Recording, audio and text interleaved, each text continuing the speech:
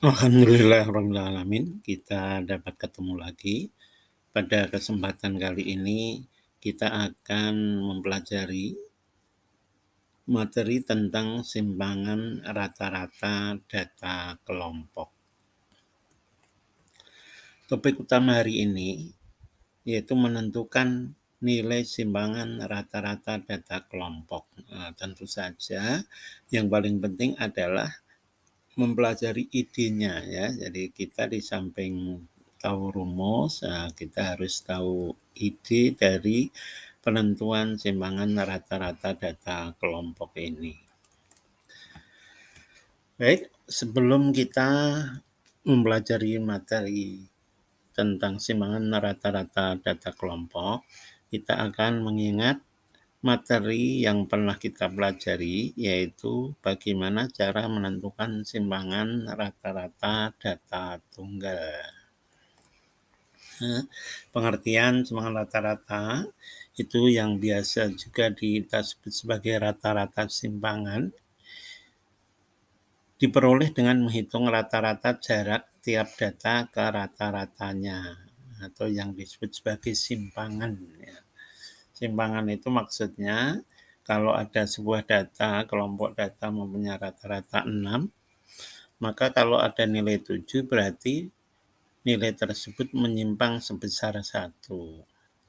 Nilai 9 berarti menyimpang dari rata-ratanya sebesar 3. Misalnya ada nilai 4 berarti menyimpang sebesar 2 dari nilai rata-ratanya ya. Nah, nilai simpangan inilah yang nanti kita rata-ratakan. Sehingga rumus simpangan rata-rata itu sama dengan jumlah dari semua simpangan-simpangan dibagi banyaknya data. Jadi nilai-nilai itu menyimpangnya berapa dari rata-ratanya, kita jumlahkan lalu dibagi banyaknya data. Sehingga kalau dirumuskan di sini SR simpangan rata-rata itu adalah sigma jumlah dari N sama dengan 1 sampai N XI dikurangi X rata-rata, di mana XI ini adalah data ke I, ini adalah X rata-rata, lalu dibagi banyaknya data ya. Biasa juga ditulis jadi bentuk rumus ini bisa juga ditulis 1/N dari sigma dari 1 sampai N harga mutlak dari XI min X rata-rata. Kenapa menggunakan harga mutlak? Karena kita menghitung menyimpangnya itu berapa. Jadi kalau tadi dicontohkan ada nilai 9, berarti kalau rata-ratanya 6, ya menyimpangnya 3. Cara ngitungnya ya 9 kurangi 6. Ya. Kalau 4, dari 6 berapa menyimpangnya? Kalau 4 menyimpangnya adalah 2. Nah, tentu saja menghitungnya 4 dikurangi 6 kan min 2. Kita ambil nilai positifnya. Jadi besarnya jarak dari rata-rata ke nilai tersebut. Ya, sekali lagi, simpangan rata-rata itu adalah jumlah dari semua simpangan-simpangan itu dibagi banyaknya data.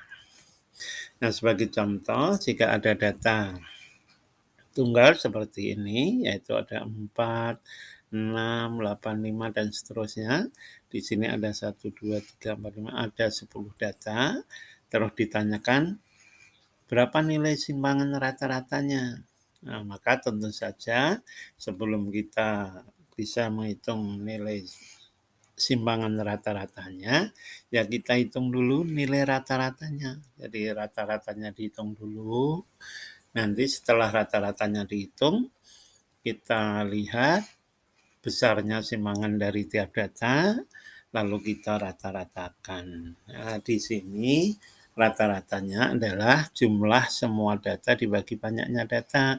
Kalau ditulis dalam simbol ya ini, X rata-rata sama dengan sigma N sama dengan 1 sampai N ini dari XI. XI itu adalah data I. Dibagi banyaknya data yaitu N. Berarti kita jumlahkan ini, data ini 4, 6, 8, ini kita jumlahkan. rata-rata sana 4 tambah 6 tambah 8 dan seterusnya sampai tambah 5 lalu dibagi 10 banyaknya data. Nah, di sini dicontoh ini nilai rata-ratanya adalah 6. Nah, gimana cara menghitung sumbangan rata-ratanya? Kita lihat.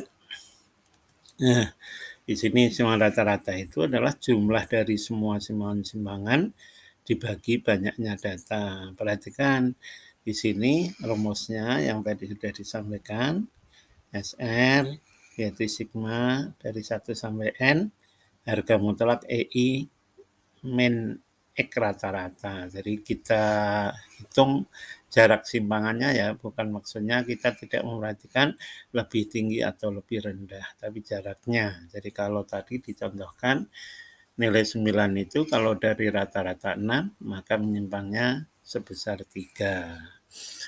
Nilai 4 kalau rata-ratanya 6, maka menyimpangnya adalah 2. Jadi nanti cara menghitungnya harga mutlak dari 4 dikurangi 6. Ya, harga mutlak dari min 2 ya 2. Ya, karena kita pentingkan bukan nilainya, tapi jaraknya. Jarak itu selalu positif ya.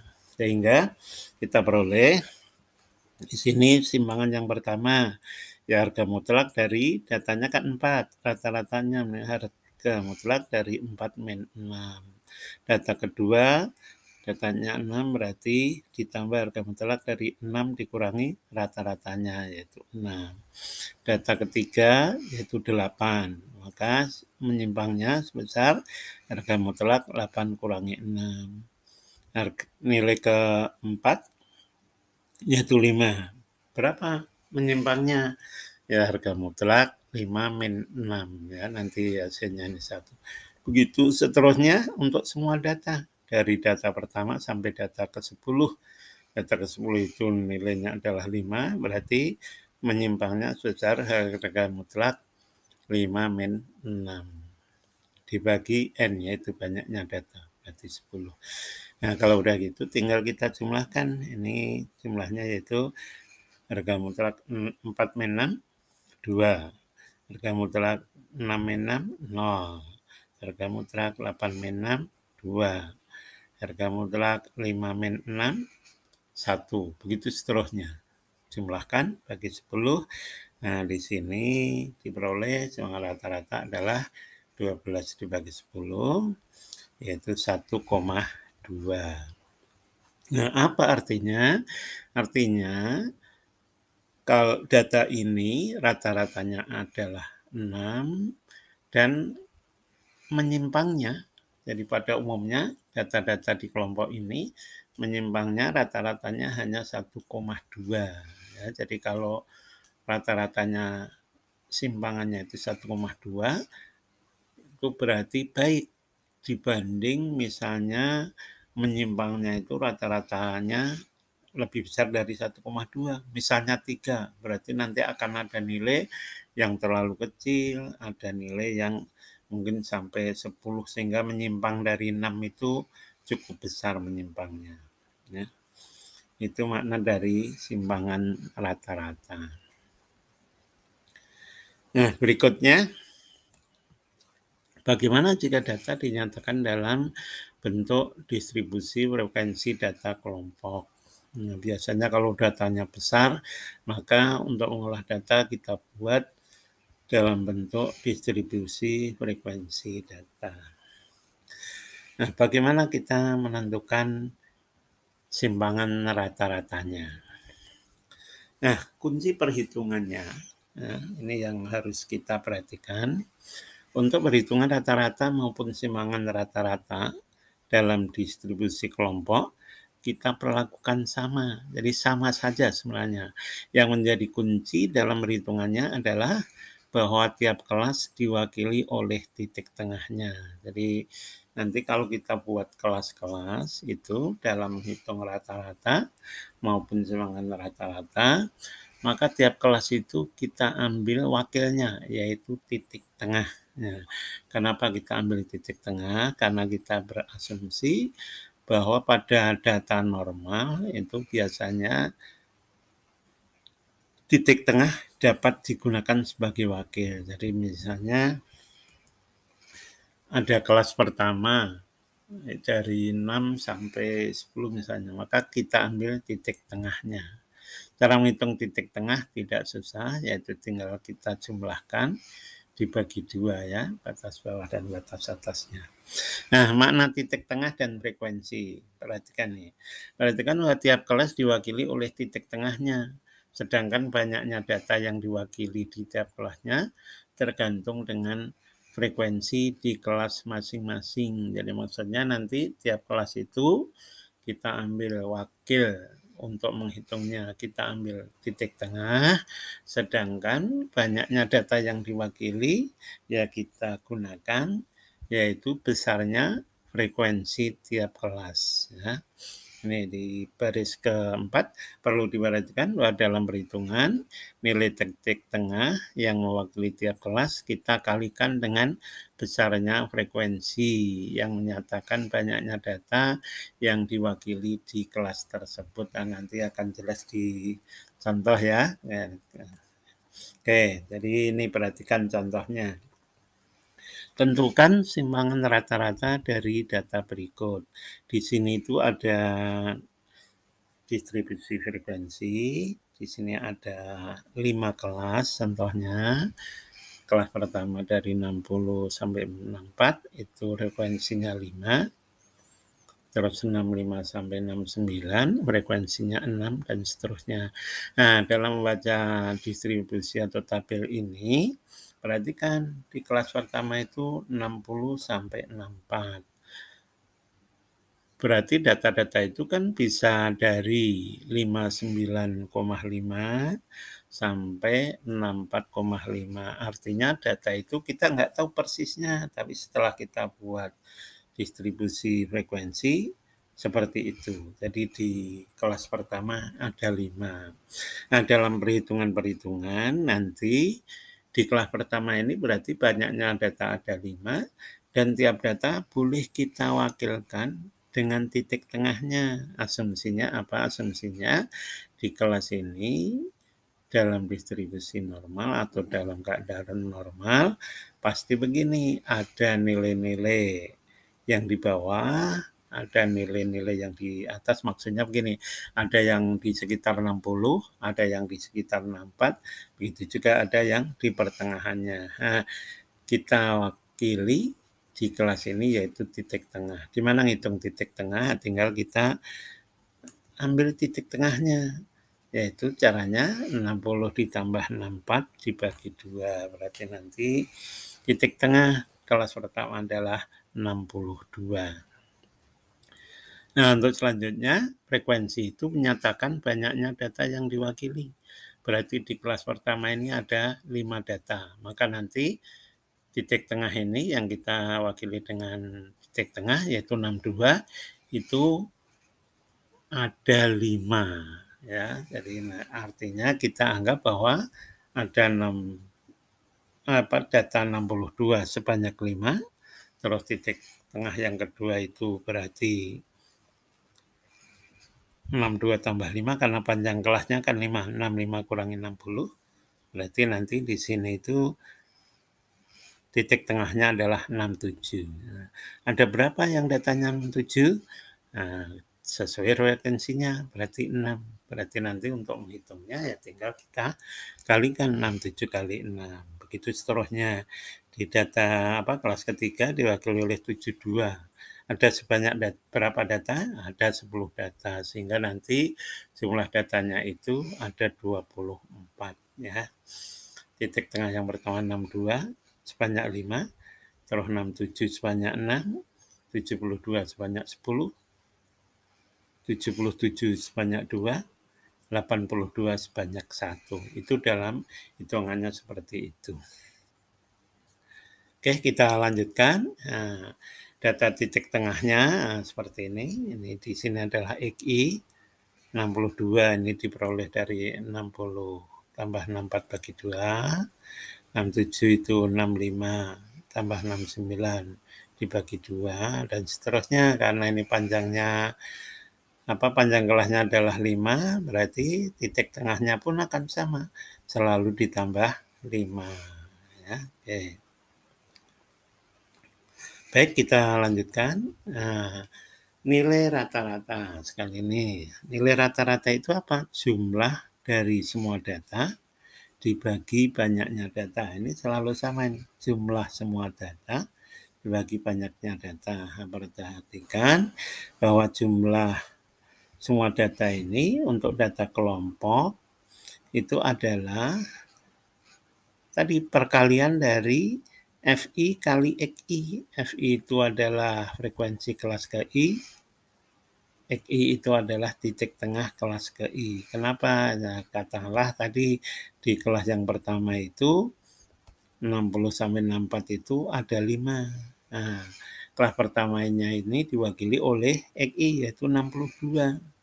Ada berapa data ini di kelas pertama? Ada 5. Oh, berarti data yang 62 ini ada 5. Berarti nanti untuk menghitung jumlah datanya ya kita kalikan 62 dikalikan 5.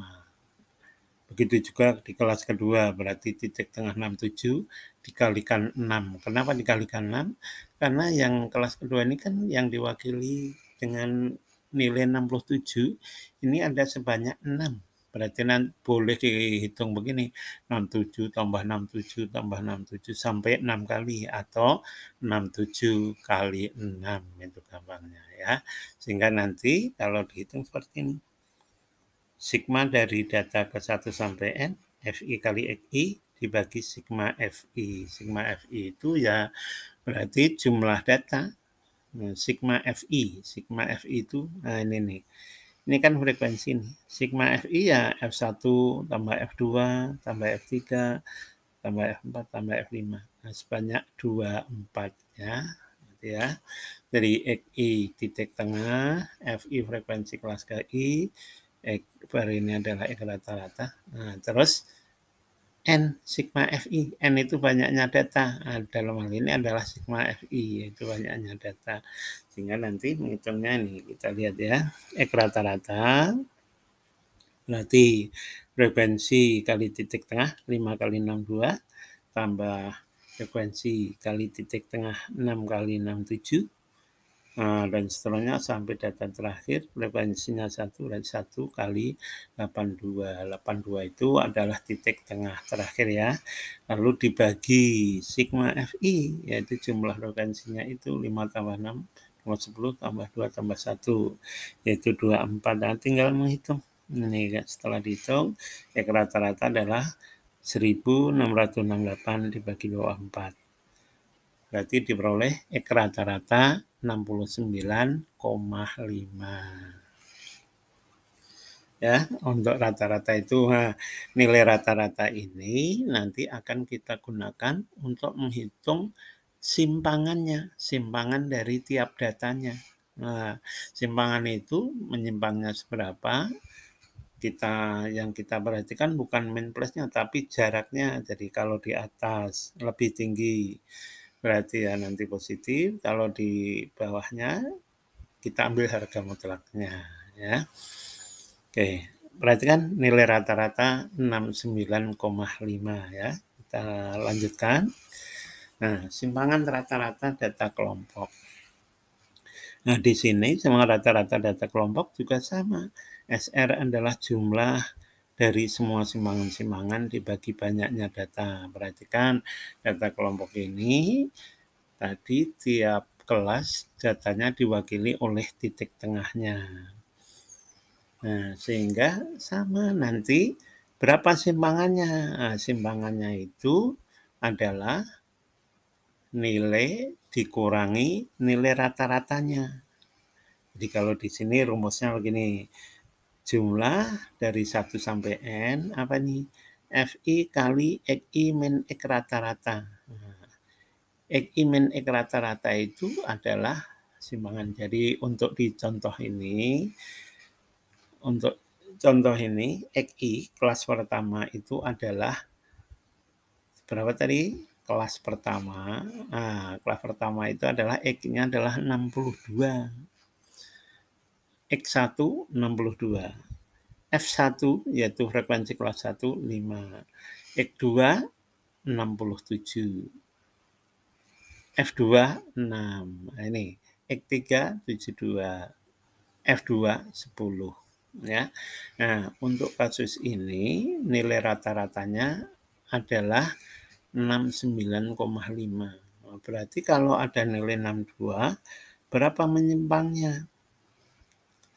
Kalau ada nilai 62, berapa menyimpangnya? Dari 69,2. Cara ngitungnya ya 62 dikurangi 69,5. Tapi kita ambil nilai positifnya. Oh, berarti nanti di hasilnya kan 62, dikurangi 69,5 itu adalah min 7,5. Nah, berarti data yang pertama ini, kelas pertama ini menyimpang sebesar 7,5 ya, 7,5. Min 7,5 kita ambil nilai positifnya. Jadi menyimpangnya adalah 7,5. Ada berapa data yang menyimpang sebesar 7,5? Ya, sesuai frekuensinya ada 5. Oh, berarti nanti dalam perhitungan selalu 7,5 ini ya kalikan besarnya frekuensi. Nah, berikutnya sama nilai titik tengahnya yaitu 67. Nah, kalau dibanding dengan rata-ratanya adalah 69,5, maka berapa menyimpangnya? Ya, menyimpangnya 67 dikurangi 69,5.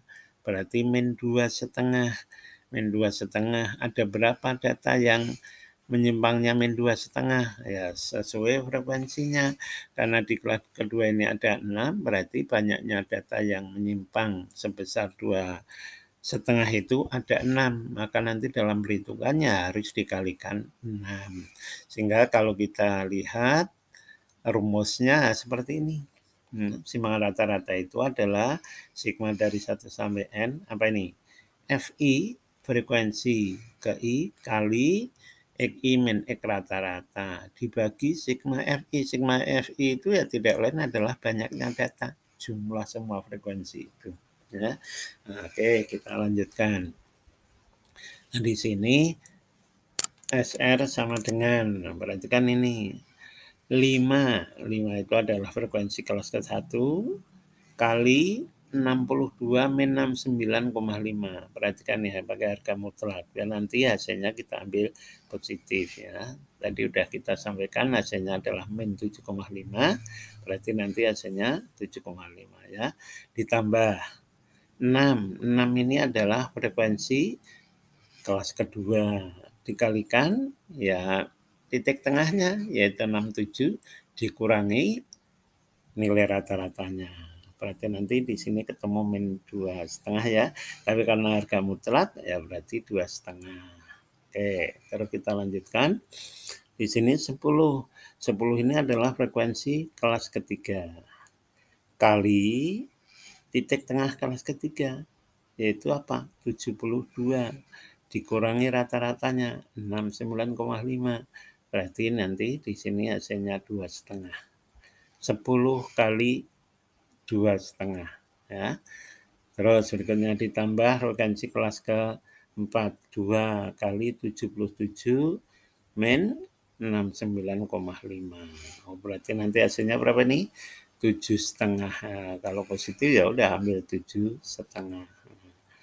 Nah, frekuensi kelas terakhir ya, nah ada 1, berarti 1 kali titik tengah dikurangi nilai rata-ratanya. Ini besarnya simpangan ini ya. Misalnya simpangan yaitu 82 kurangi 69,5 ya 12,5 ya. Terus nanti sigma FI ya 24. Nah, tinggal kita hitung nih. 5 kali harga mutlak tadi 62 min 69,5 yaitu 7,5 tambah 6 kali 2,5 tambah 10 ini juga 2,5 tambah 2 kali 75 tambah 1 kali 12,5 bagi 24 ya. Nah, setelah kita hitung 5 kali 7,5 itu 37,5, terus 6 kali 2,5 itu 15, itu seterusnya kita peroleh simpangan rata-rata sama dengan 105 dibagi 2, 4. Oh, berarti simpangan rata-rata di data ini adalah 4,375 ya. Nah, perhatikan Di sini itu 4,375 cukup kecil di data ini, simpangan rata-ratanya. Kenapa?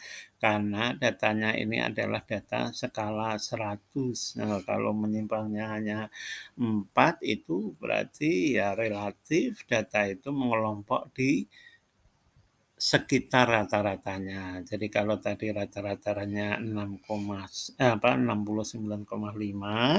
terus simpangan rata-ratanya sebanyak 4, berarti menyimpangnya itu ke atas ya paling sekitar 70 berapa, ke bawah ya 69,5 dikurangi ini simpangan rata-ratanya ini ya. Jadi kalau ada yang datanya misalnya nilai rendah ya, tapi rata-rata menyimpangnya adalah 4. Nah, ini kalau skala 100 itu relatif kecil. Nah, dalam data umum itu semakin kecil simpangan rata-ratanya, kita simpulkan bahwa di kelompok data tersebut maka nilai itu adalah di sekitar rata-ratanya ya. Semakin kecil simpangannya ya tentu saja naik turunnya dari rata-rata itu relatif kecil. Nah, baik, beginilah cara menentukan nilai rata-rata data kelompok. Kalau kita buat tabel, bisa lebih mudah ya. Jadi prinsipnya sama. Nah, kalau di tabel itu seperti ini, misalnya datanya sudah diketahui, frekuensinya diketahui, ya tinggal kita tentukan titik tengahnya. Titik tengah ya tadi, jumlahkan bagi 2, 60 tambah 64 bagi 2. Nah, terus berikutnya adalah FI kali XI. FI kali XI itu apa? Ya perkalian antara data wakil, yaitu kita ambil titik tengah, dikalikan frekuensinya. Nah, seperti ini. Ini kalau dijumlahkan, nah udah langsung ketemu 1668.